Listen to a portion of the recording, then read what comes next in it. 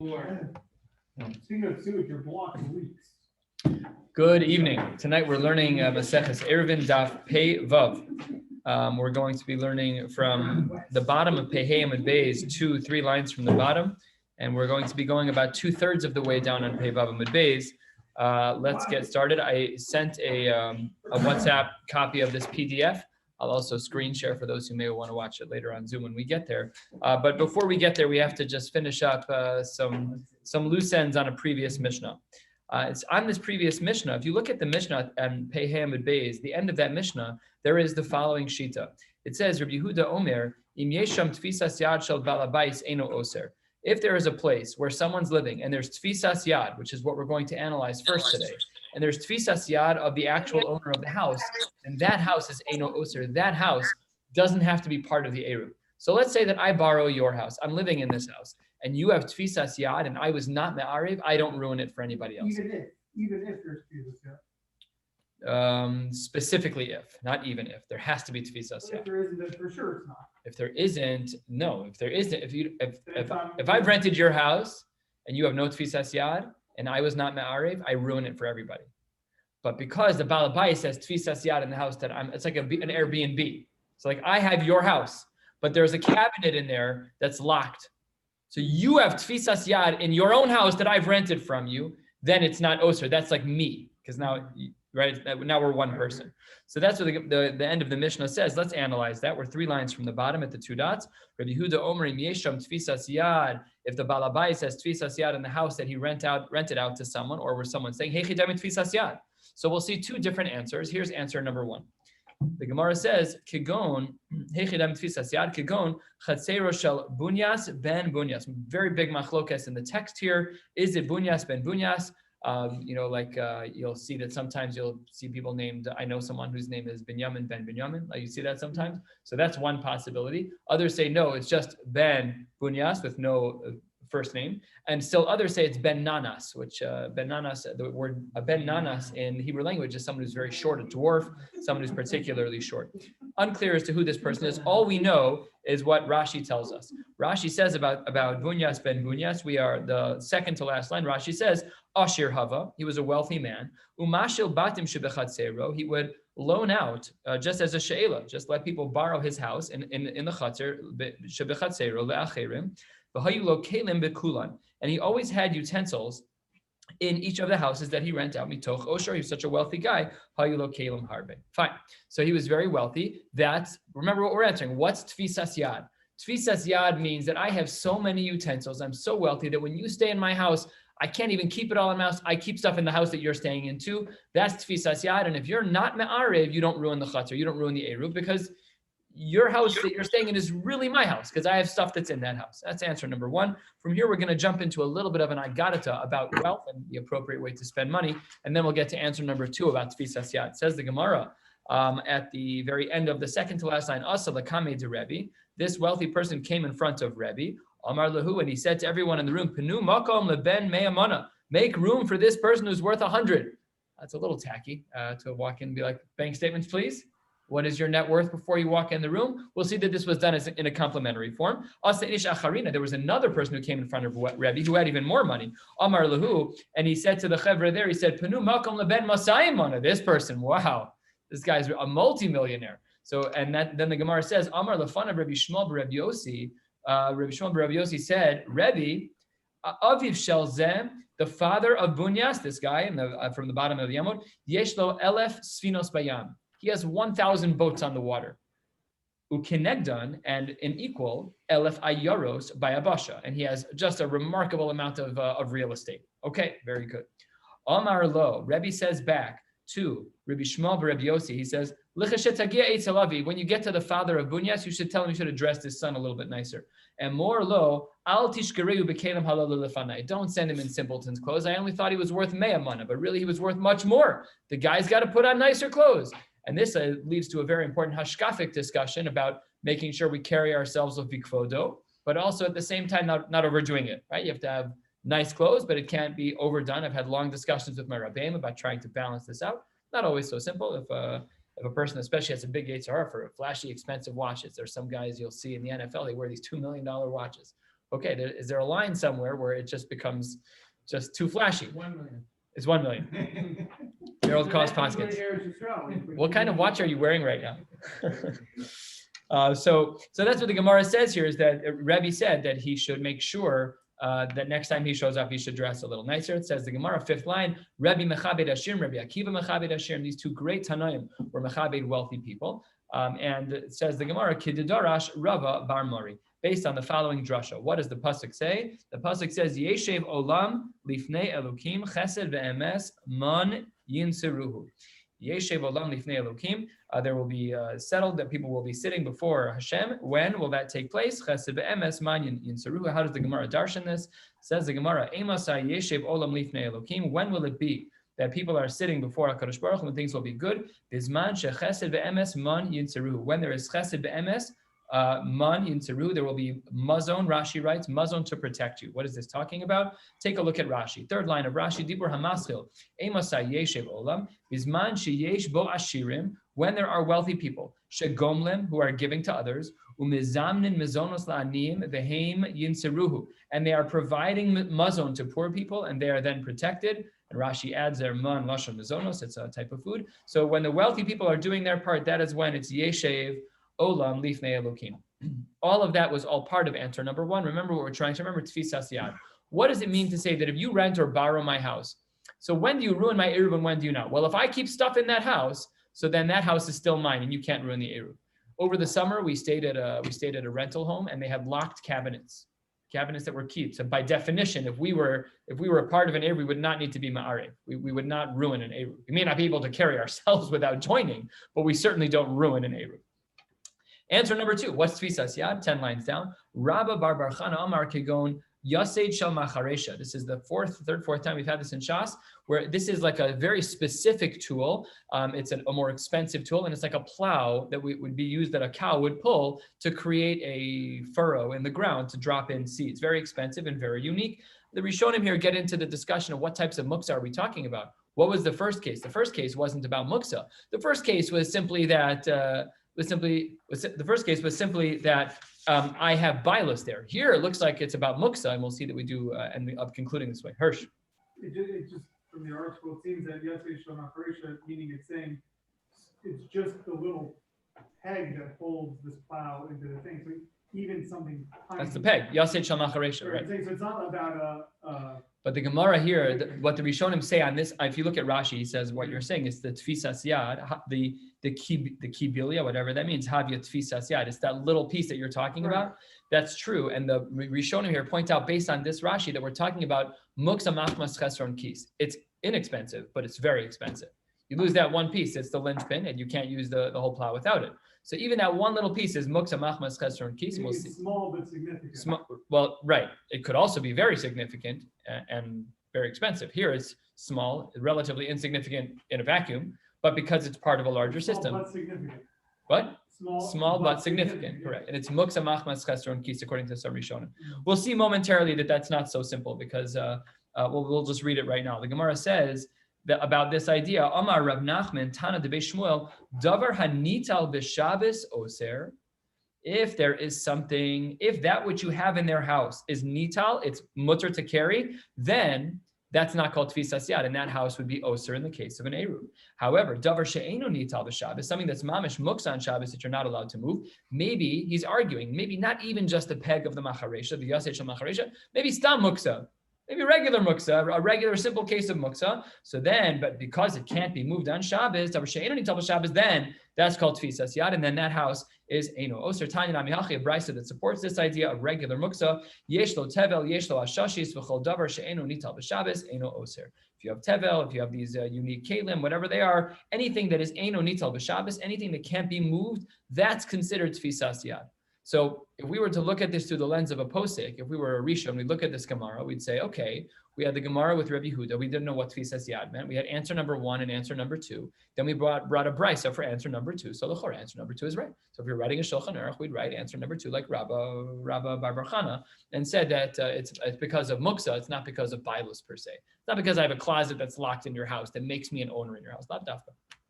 Okay, that brings us to the next Mishnah, 1/3 of the way down. Daf Pei Vav Amud Aleph. Let's continue. This is a very short Mishnah in Gemara. For those of you who have daughters-in-law, watch out. That's at least what the Gemara says. Be careful. So let's see what the Gemara has to say. Hamaniach beso v'halach lishbos b'iracheres. Let's say that a person leaves their house, and I'm going to leave my house. I'm going to another city for Shabbos. Echad nachri v'echad Yisrael. Whoever the person is, here's the machmir shita. Hareza oser divrei Reb Meir. Without them being ma'ariv, they ruin it for everybody else. Echad nachri, you have to rent from them. Echad Yisrael, and the Yisrael has to do something. You got to make sure that you're mishtatef in the eruv. Otherwise, it can be problematic. On the opposite extreme, as the pendulum swings, Rabbi Yehuda Omer Eino Oser. No, both the Nachri and the Yehudi, they are not Oser if they're not home for Shabbos. Rabbi Yossi takes a blended shita. Rabbi Yossi Omer Nachri Oser Yisrael Eino Oser She'ein Derech Yisrael Lavo b'Shabbos, because Jews are not, we don't travel a lot on Shabbos. So if we're out for Shabbos, then nothing to worry about. All of this is mapped out on the document that I've shared with you. And it just has a list of all the time. This is more simple in this way. And the last shita, and the one that we hold like, seemingly the one that we hold like from the Gemara, Reb Shimon Omer, afilu hiniach beisa v'halach lishbos etzel bitavos ha'ir. And you didn't even go far. Everybody else, the first three shitas, Reb Meir, Reb Yehuda, Reb Yosef, they're all talking about outside of the city. You left for Shabbos. Okay, then they were done. As you're leaving for Shabbos, is that considered enough to ruin the Eruv or not? Yes, no, and blended. Those were the two answers we saw. And then here, Reb Shimon says, even in the same city, we're not going anywhere. Just going to my daughter's house for a Shabbos meal. Says the Gemara, Reb Shimon Omer, afilu miniach beis of halach lishbos etzel bitavos ha'ir. Eino oser shekvar hisiyam libo. He's done. He checked out of his house. It's all over. And then he is no longer going to be problematic for the Eruv. Says the Gemara, Amar Rav halacha Reb Shimon. We follow like Reb Shimon. And then the Gemara makes a very important diuk. The dafka bito. It's only true if he goes to his daughter's house. Aval beno lo. But if he went to his son's house, who was married, that would not be the case, because then we're going to be dealing with the daughter-in-law. De amre inshi nabach ba kalba. Oh, if you have a scenario where your nabach ba kalba, let's take a look at Rashi here. I almost forgot this one. Nabach ba kalba zachar kigon chasano, his son-in-law. So if there's going to be a bark, he'll still stay there for Shabbos. But navach ba gurisa, if it's a female, if it's his daughter-in-law and not the son-in-law, then he's going to leave. So he says that because relationships were seemingly at the time were more strained between the daughter-in-law and the parents, if you went to your son's house and you were with your daughter-in-law, then it would aser the Eruv, because we're afraid you're going to come back home. And then you were not me'arev, you didn't invest. So that's what the Gemara says here. Rashi here, if you look at Rashi, the first one on the Gemara, Dibra Maskal V'Dafka Bito, 12, 15 lines down, Rashi says, De Avid Inish de Dair Eitzel Chasano, Aval Beno, Ein Adam Mesiach Daita Mibeso Ladur Eitzel Kalaso, Shematis Kotet V'Yetze. We are concerned that maybe there will be a fight if you go to your son's house, a fight with the daughter-in-law, and it has halachic implications. So I'm no posek and I'm no rishon. I would imagine that what this means is if you're going to someone's house with whom you have strained relationships in general, then yes, we should be concerned that you may come back home on Shabbos. And if it's someone who you don't have strained relationships with, it can't be just stam, that by definition, I don't know. I didn't look into it. That's my projection. But that's what the Gemara seems to say here, that we are concerned. At the end of Rashi says, Shematis kotet vayetze. Says the next Mishnah, halfway down Pei Vav Amud Aleph. And with this, we're going to be using the middle picture here. I'll just share let me open this. I'll share a screen so that you guys can see the same thing.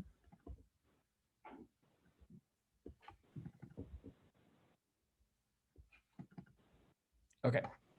So we're going to be looking at this picture here in the middle of the page.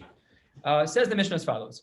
Bor shebein shtei chatzeros. You have a pit of water, and it traverses the line between two chatzeros. So, ein memalan mimenu b'Shabbos. This is a sheet of the Tanna Kama. The person in Chatzer 1 and Chatzer 2, as depicted, they are not allowed to draw water from the bor on Shabbos. Ela im kain asa lo mechitza gva asar tfachim. Unless you make a mechitza that is 10 tfachim tall, bein milamata, bein mitoch ogno. Whether it's down below, seemingly in the pit, bein mitoch ogno, or on the rim. So the sheet of the Tanna Kama is that you have to put a mechitza somewhere. Reb Shimon ben Gamliel says, don't be so loose about where you're putting this. It's very specific where it goes. Beis Shammai omrim milamata. It has to be lower. Again, we don't know exactly what this means, but seemingly in the pit. We'll see soon. Big machlokas amoraim. Uveis Hillel omrim milamala. No, it has to be higher up. That's shitos number 2 and 3. Shita number 4, Amar Rav Yehuda, lo tehei mechitza gdola min hakosel shebeneim. Nothing could be greater than the wall that separates them. And if you take a look at the picture, this looks like a sideways H. So the bar in the middle that separates Chatzer 1 and Chatzer 2, I put on the arrow on the right side, shitas Rav Yehuda. You don't need to do anything. That wall suffices as as enough of a separation to allow, you don't have to do anything in this case, and each side can draw from the board, no problem. So we see these 4 shitas.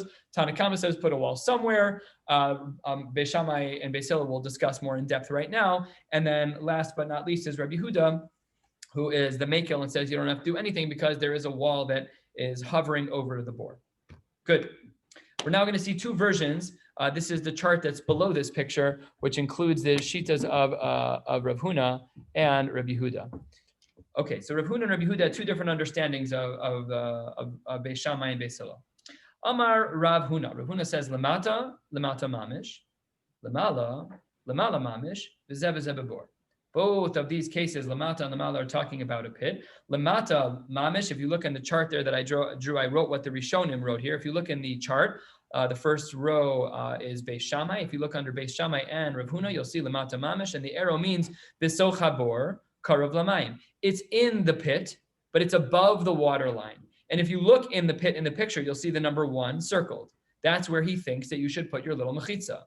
And then let's go back in the Gemara. That's where Rav Huna says that Beis Shammai should put the mechitza, and he says lamala mamish. And if you're according to Beis Hillel, where do you put it? Above. What does above mean? Above. Above means above. So look in the chart under Beis Hillel and Rav Huna, lamala mamish. So there, the Rishonim explain this as me'al habor karav labor, outside of the pit, but close to the pit. And if you look in the picture, that's number 2, outside the pit, but close to the pit.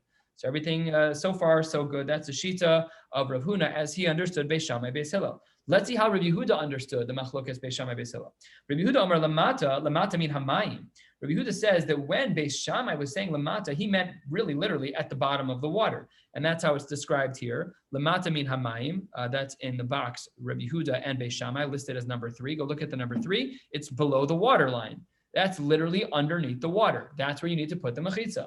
And lemala, now how does Rabbi Yehuda understand Beis Hillel? Lemala min hamayim. And according to Beis Hillel, within Rabbi Yehuda, it goes above the water line. Now, what's interesting, if you look at the chart, you'll see that boxes 1 and 3, the top 2 boxes, one under Rav Huna and one under Rabbi Yehuda, they actually agree that it's the same thing, but it's just different shitas. They happen to agree. There's only 3 possibilities here, because Rav Huna within Beis Shammai and Rav Yehuda within Beis Hillel agree that it's Besoch Habor Karav Lamayim. So you'll see, if you look in the picture, number 1 and number 4 in the pit, but above the water line. Just one's Beis Shammai and one's Beis Hillel. Okay, just a unique side point. But this is where all of the options are. So let's just review. Look at the picture for a moment. Shita number 1 is put one wherever you want. That's not depicted here. Shita number 2 is Beis Shammai, which is numbers 1 and 2. Beis Shammai and Beis Hillel according to Rav Huna. And numbers 3 and 4 is Rabbi Yehuda according to Beis Shammai and Beis Hillel. And the final shita is Rabbi Yehuda, which, as mentioned, was the whole wall itself. Now the Gemara is going to analyze this and try to understand what's actually going on with the water here. I'll just give as a background. Is there a problem with me drawing water from your side? Is there a problem from the water molecule end? If I'm in Chatzar 1 and you're in Chatzar 2, and I draw water and it stirs and some of the water that was on your side of the line swings back to me, is that a problem? How far do we go? Now, we know a lot more science than they do. Do we look at molecules? Do we look at, like, if you were to put like watercoloring in there and stir it? So once the red's on my side or the green watercoloring's on my side, then I can't take it. How do we view this in halacha? So we're 3/4 of the way down, says the Gemara as follows, 4 lines into the Gemara. Amar le Rabba bar bar Chana le Abaye. Abaye, please explain something to me. Ha de Amar Rav Yehuda, lemata min hamayim. That which Rav Yehuda said within Beis Shammai, that it has to actually be always to the ground. This is what we see in our picture depicted as number 3. If you have the mechitza that you have to put in underneath the water down to the ground, then I don't understand. Why is it that you said, like in the other shita of Rav Huna, where we said that you're supposed to put it above the water line, but below into the pit? There we said it doesn't work because the arive maya, because the waters are all mixed.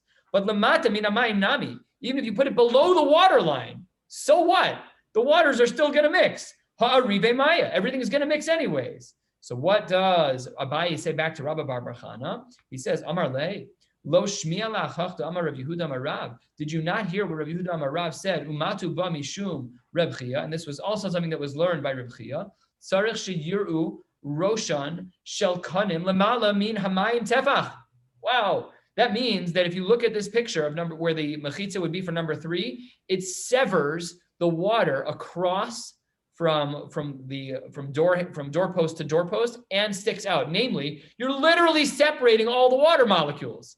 It has to protrude. That's the language here. It's sheyiru roshin shel kanim lamala min hamayim tefach. You need to see the wall standing 1 full tefach out. Otherwise, doesn't work.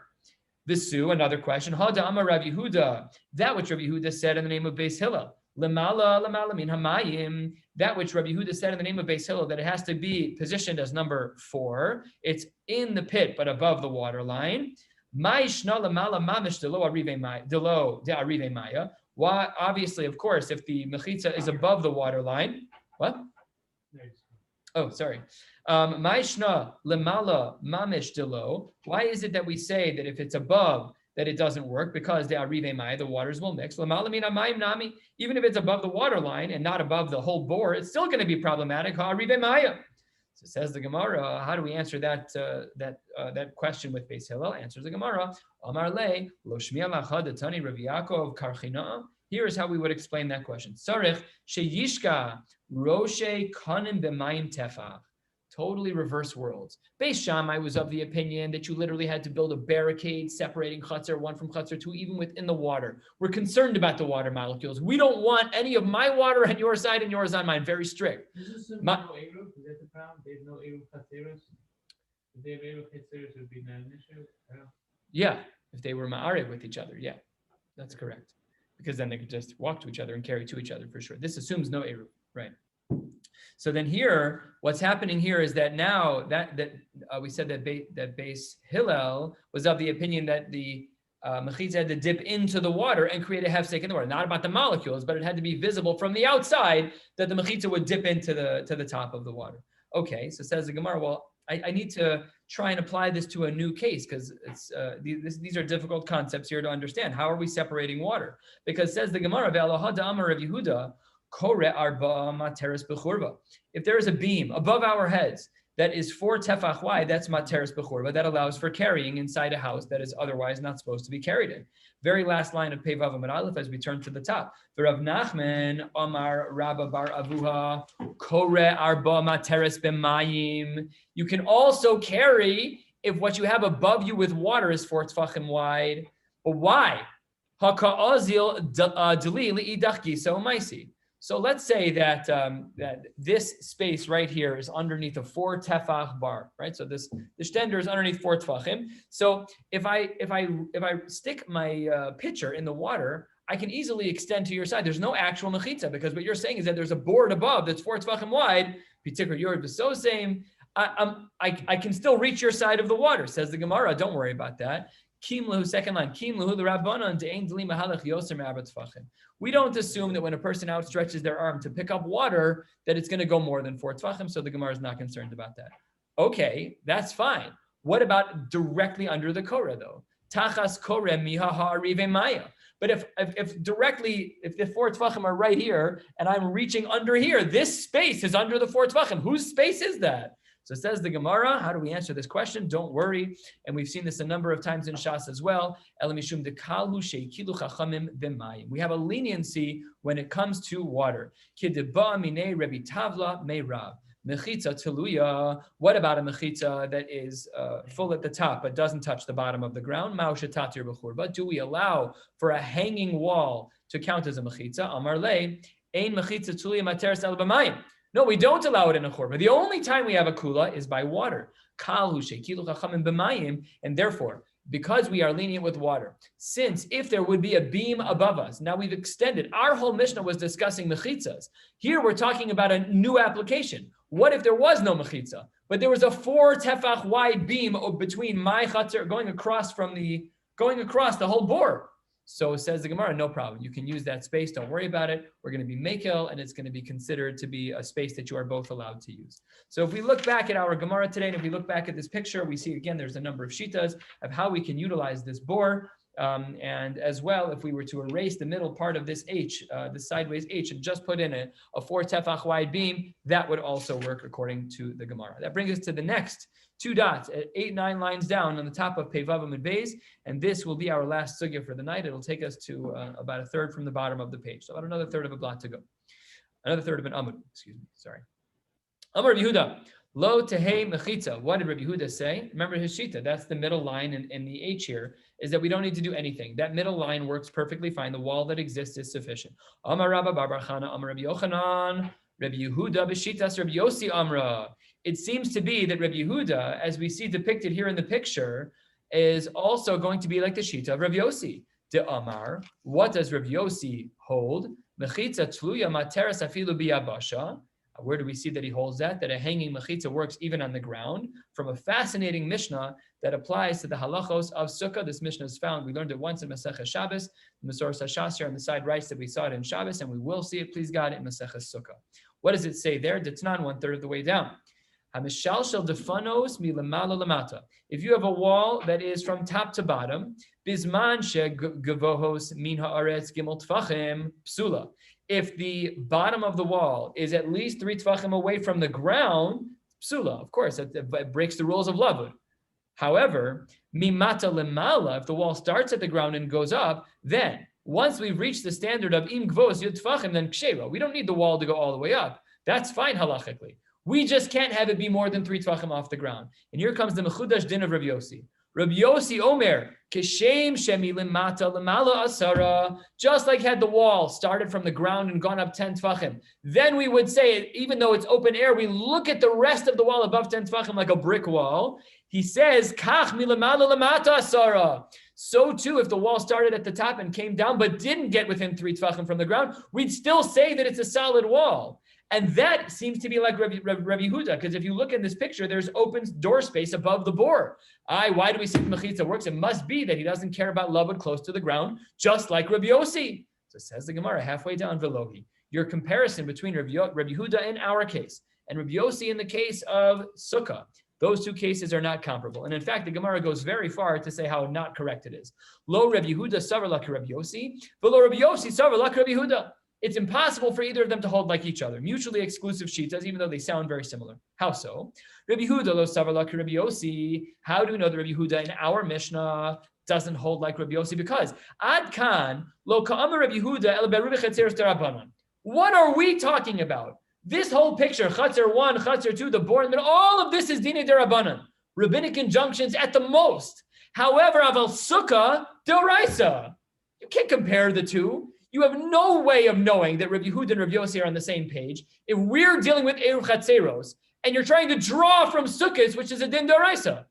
No comparison. And the opposite is also true. Below Rabbi Yossi, Savar Rabbi Yehuda. By Rabbi Yossi as well, when he was lenient to say that we don't need lavud from a wall, if it's a top-down wall and it stops 5 tvachim off the ground, we don't care. It's still a kosher wall. Why can't we learn from that to here? Below Rabbi Yossi, Savar Rabbi Yehuda, because Adkan lo ka'amar Rabbi Yossi el b'sukkah de'isser asehu. Fascinating language. Sukkah is an isser aseh, or in another language, a bittul aseh. It's like not putting on tefillin. Did you do something asr? Is it asr to not go in the sukkah? Midaraisa? L'chora, it's not asr. You just mevatel mitzvos aseh. So it's an isser aseh. However, aval Shabbos the isser skilahu lo amar. No. It's too much of a jump. Now, this is a very difficult answer because the 2 svaras are inverted. In the first argument, we said Rabbi Yehuda can't be like Rabbi Yossi because we're dealing with Dinei D'Rabbanan. Then we said Rabbi Yossi can't be like Dinei D'Oraisa because Shabbos is skila. You're looking at the 30,000-foot level. We're dealing with one Din D'Rabbanan. So the way that Rabbi Yossi clearly looked at Shabbos was that I'm not touching Shabbos. You can't compare Shabbos and Sukkah when it comes to this din. Shabbos is a world of skila that I'm not touching, even if the din, specific din that we're dealing with is Dinei D'Rabbanan. So we'll stop here. We'll pick up tomorrow with the Im Tomar. Wishing you all a beautiful night.